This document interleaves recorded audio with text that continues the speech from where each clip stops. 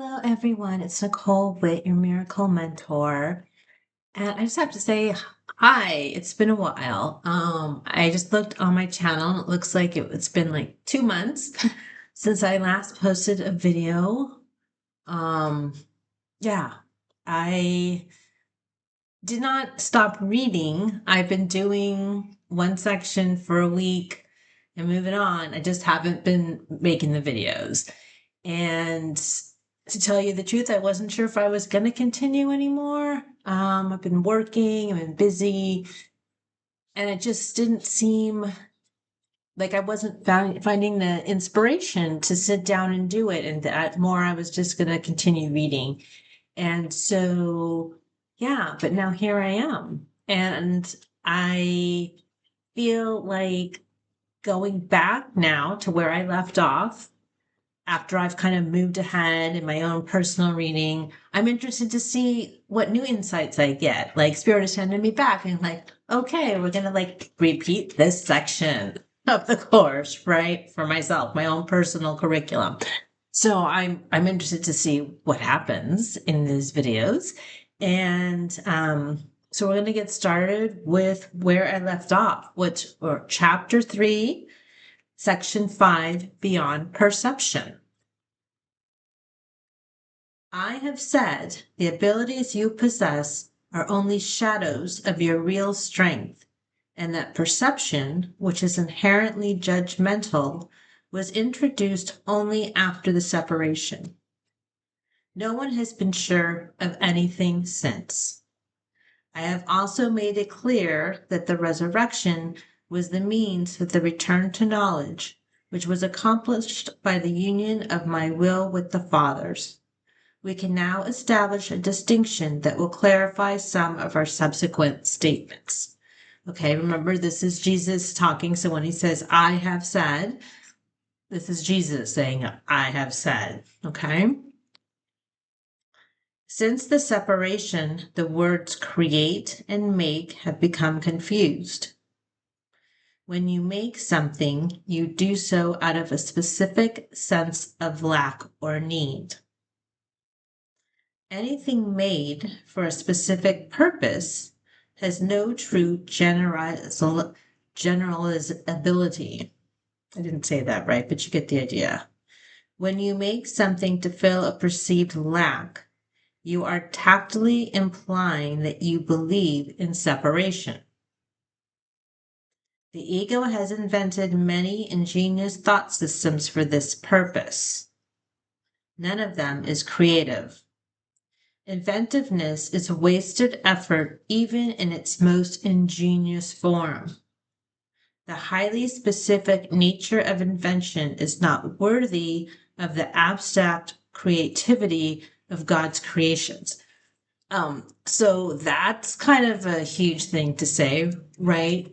That like all of our inventions, and so you can look at our inventions in all aspects, the inventions of the stories we make up, the invention of inventing a product, the invention of a new way of seeing. The invention is coming because we see a lack, right? They even teach you that in like entrepreneurial programs, right? See the lack and fill the lack. You invent something to fill a lack, something that a need that's not being met. That's lack.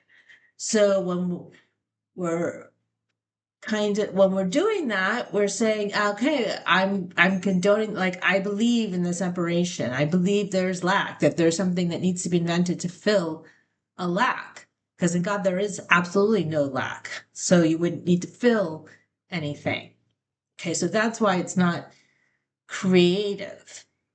It's making the difference between being inventive and ingenious and creative. What is making? One is creating with God. Knowing, as we have already observed, does not lead to doing.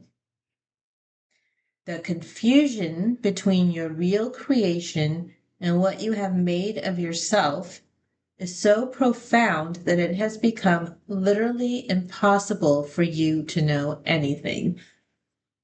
Okay, yes. Knowledge is always stable, and it is quite evident that you are not. Nevertheless, you are perfectly stable as God created you. In this sense, when your behavior is unstable, you are disagreeing with God's idea of your creation. You can do this if you choose, but you would hardly want to do it if you were in your right mind. Wow. That is just like this whole idea that I know absolutely nothing. That's the truth. Like I know I'm not stable in my thoughts, in my behavior, in my ability to be at peace and not at peace. Like, how many spirals do I go down in a week, a day, an hour? Um, that I have to get myself out of. Like, I wake up and go like, oh, yes, I've been acting out of fear. Like, how many times does that happen? All the time. I'm not stable. So I don't have knowledge. I don't know anything. And to think that I do when I'm running around trying to control and manipulate my life, thinking that if this happens, that'll be better for me, or I want the whatever. It's like, oh my God, it's almost comical, right? The fundamental question you continually ask yourself cannot properly be directed to yourself at all. You keep asking what it is you are. This implies that the answer is not only one you know, but is also one that is up to you to supply. Yet you cannot perceive yourself correctly. You have no image to be perceived. The word image is always perception related and not a part of knowledge. Images are symbolic and stand for something else. The idea of changing your image recognizes the power of perception, but also implies that there is nothing stable to know. Okay. So I cannot perceive myself.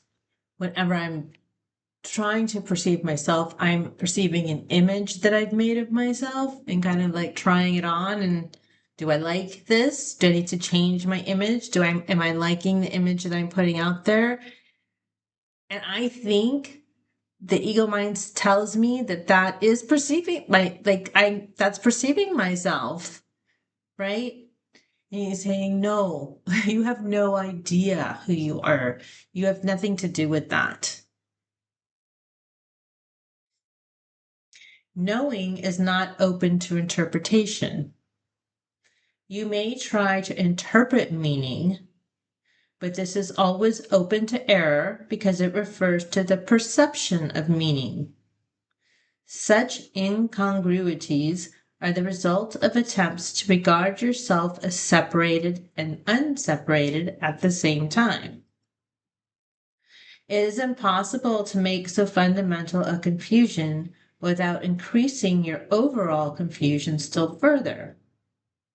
Your mind may have become very ingenious, but as always happens when method and content are separated, it is utilized in a futile attempt to escape from an inescapable impasse.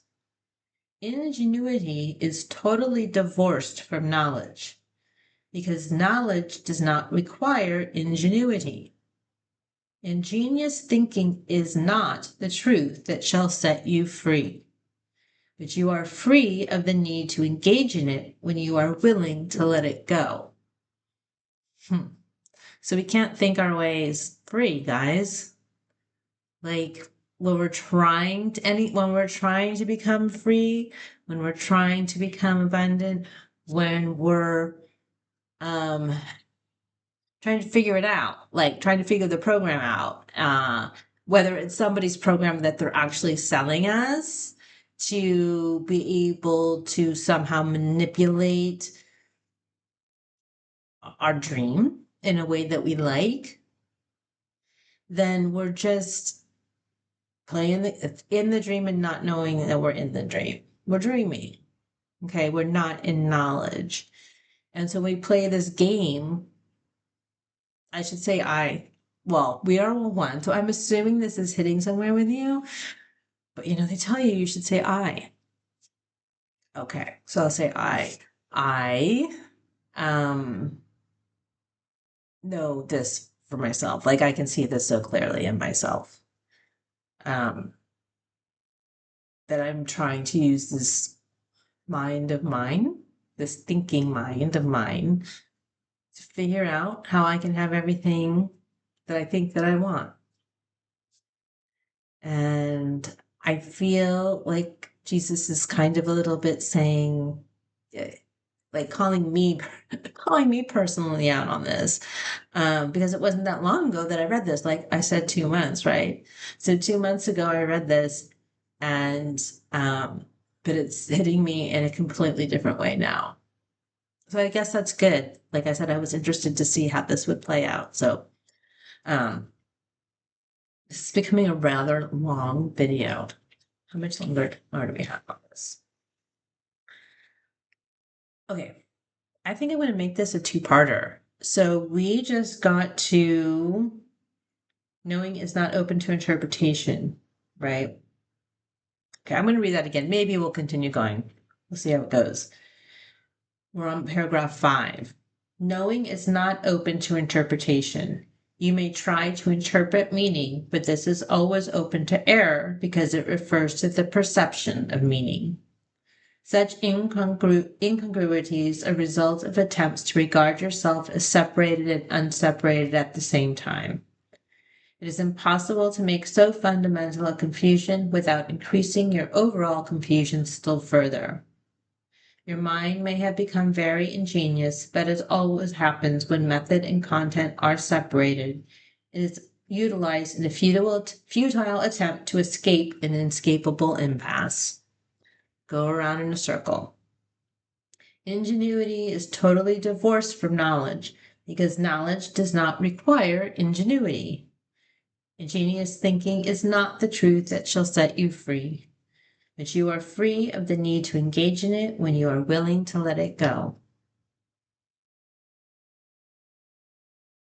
I'm just going to read that last line in the first person for myself. And I think I mentioned in a video before that sometimes I find I read them in the first person to myself, and it really makes it sink in a new way. And I'm kind of getting the guidance to do that here.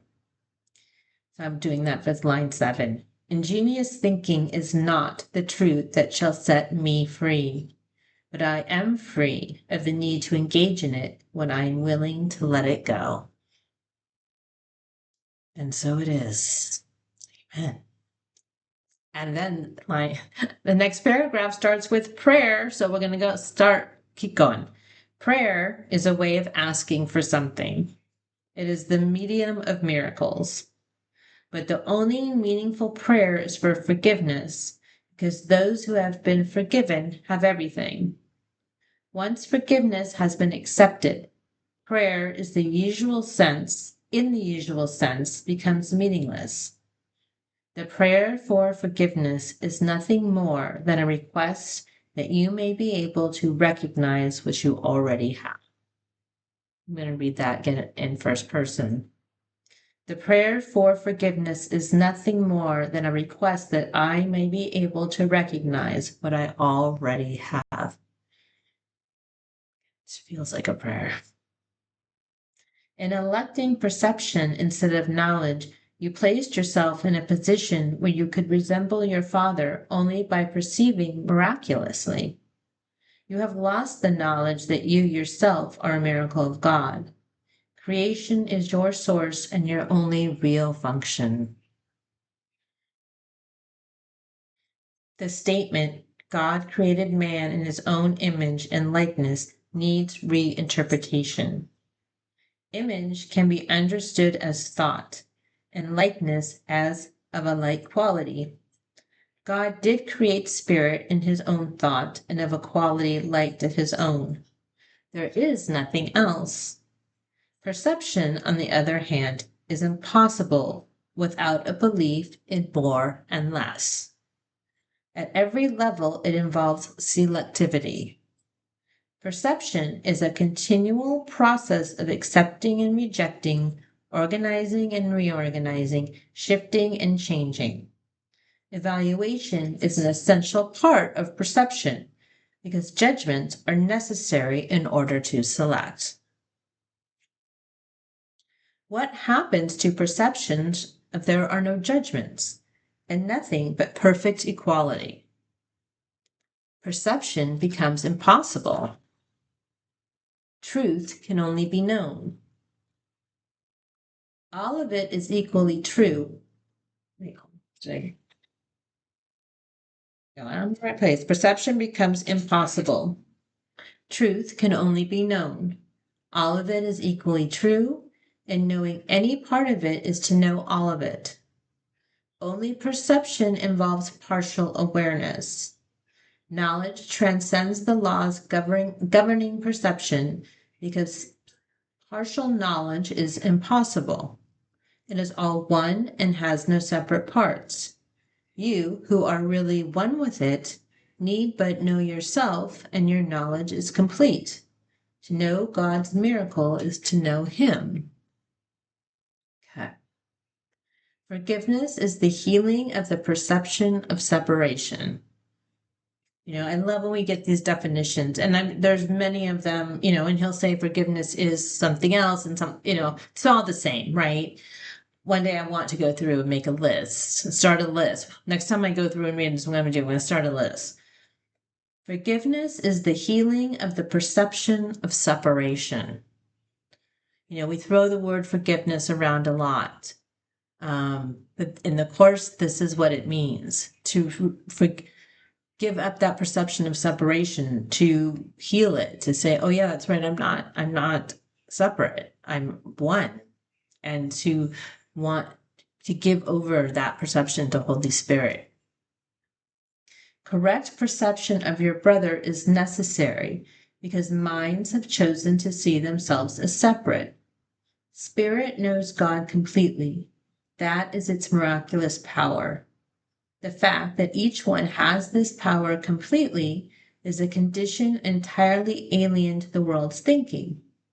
The world believes that if anyone has everything, there is nothing left. But God's miracles are as total as His thoughts because they are His thoughts. As long as perception lasts, prayer has a place. Since perception rests on lack, those who perceive have not totally accepted the atonement and given themselves over to truth. Perception is based on a separated state, so that anyone who perceives at all needs healing. Communion, not prayer, is the natural state of those who know. God and His miracle are inseparable. How beautiful indeed are the thoughts of God who live in His light. Your worth is beyond perception because it is beyond doubt. Do not perceive yourself in different lights. Know yourself in the one light where the miracle that is you is perfectly clear. Okay, so that part at the end is just so beautiful. He's been talking very down to earth up to that point, right? He's talking about perception. He's showing us how our perception is based on judgment. It's based on these made up stories. It's an illusion. And we're, he's kind of being, look at what you're doing. This is who you think you are. And now when he switched to this is who you really are. And it's just this beautiful language about, we're the light. We are that thing that we think we're going to find out there somewhere. We're not, because we're already it. We're just hiding it, running around and making up all these distractions so that we can be somewhere else instead of being who we truly are. So I'm glad to be back with you. We'll see what the consistency of this is, but I'm enjoying this so much and I missed you. I hope to see you soon. Bye-bye.